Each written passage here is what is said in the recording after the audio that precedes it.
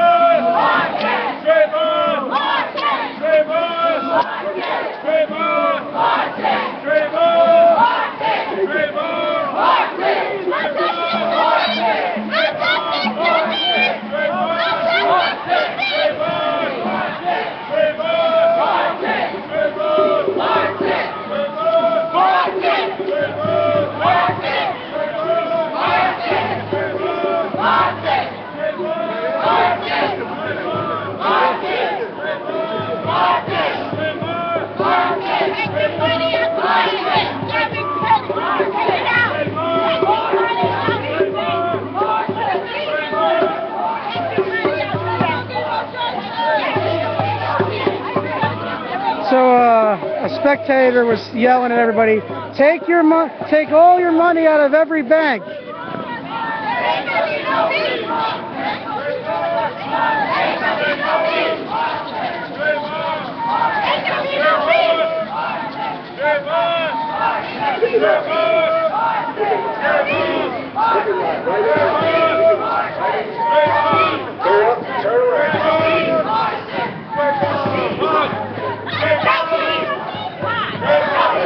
How you doing,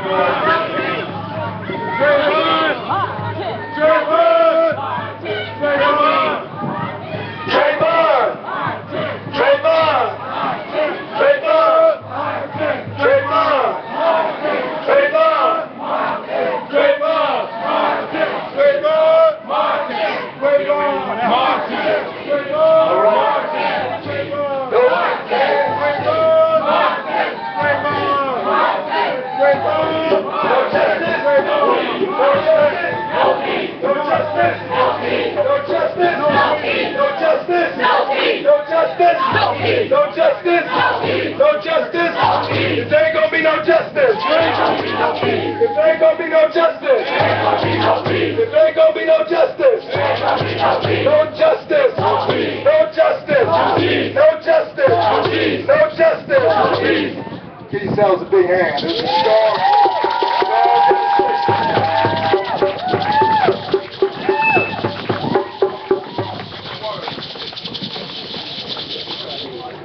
We came out today. Now listen, one demonstration.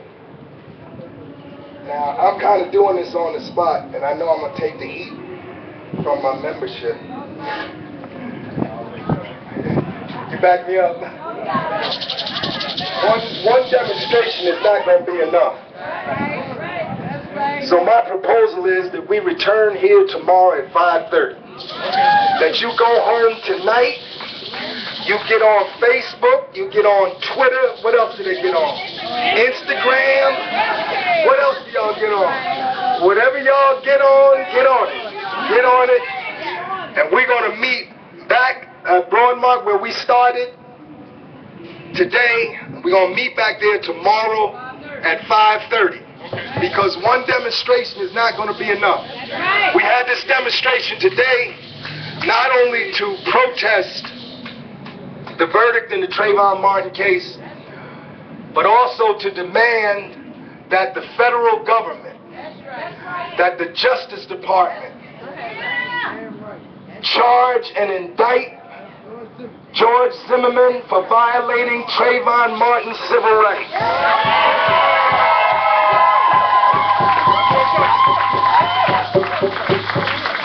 I want everybody to go home tonight and call the White House. The White House, you can call them and you can email them.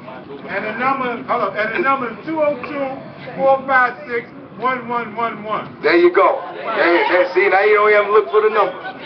We want y'all to call the White House because President Obama is Eric Holder's boss. Eric Holder is the head of the Justice Department.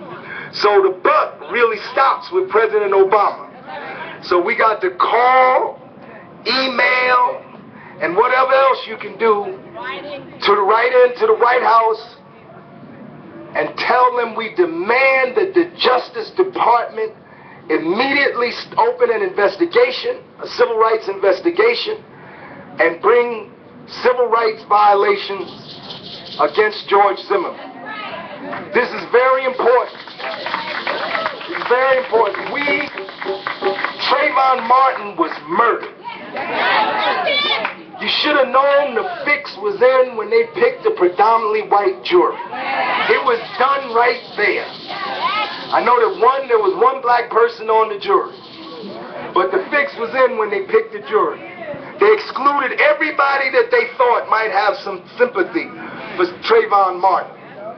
So we knew we were not surprised by the verdict. The key was when they brought in the manslaughter. See, manslaughter wasn't originally in there. And they brought in manslaughter.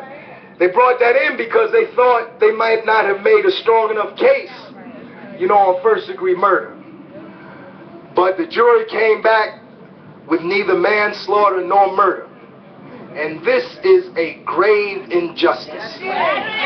This is a grave injustice to our community. And we need to wake people up, first black people and then everybody else.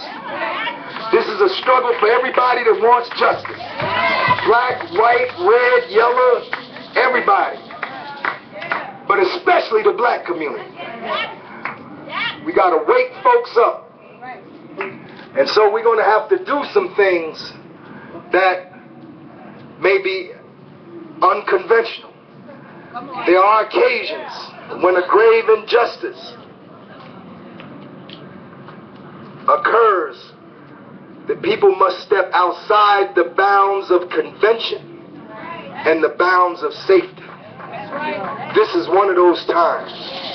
If we let this pass, we will do both. We will dishonor both our ancestors who struggled to get us this far, and we will dishonor future generations because they may be the future Trayvon Martin. We have to organize and fight around this issue. So I saw some people in here, but I don't think they're here. I think they're gone. I saw Mayor Wayne Smith. Okay, I was going to give them a chance to speak. I saw Wayne Smith and I saw Ross Baraka. They're down there at the other rally, so we'll all join them shortly. But how many people will come back tomorrow at 5:30? Let me see how many people come back tomorrow at 5:30. Tomorrow at 5:30. We're going to meet at Broad Market, and we want to have twice as many people. Twice as many tomorrow. This is going to be a protracted struggle. If the Justice Department should open an investigation, and if they bring charges against George Zimmerman, that process by itself may take 6 months. That's why they drill. Look how long it's been since Trayvon was killed. It's been almost 2 years, right? Since he was killed. See, they dragged it out because they knew people would cool off. It was getting real hot around here. I can remember when Trayvon was first killed, there were hundreds of students that had walked out of schools all over North and had marched down here on Broad Market. So they had to drag it out and let people cool off. But we got to be fire starters. We got to be people that start the fire and keep the fire going. So I hope that people will come back tomorrow at 5:30 get on your phones and your computers and iPads and all that stuff. I don't even have any of that stuff. But whatever you got, get on it and use it as a tool to mobilize the people. See, we take these things and we make them into playthings. But these can be real tools for mobilization. Look at what happened in the Middle East.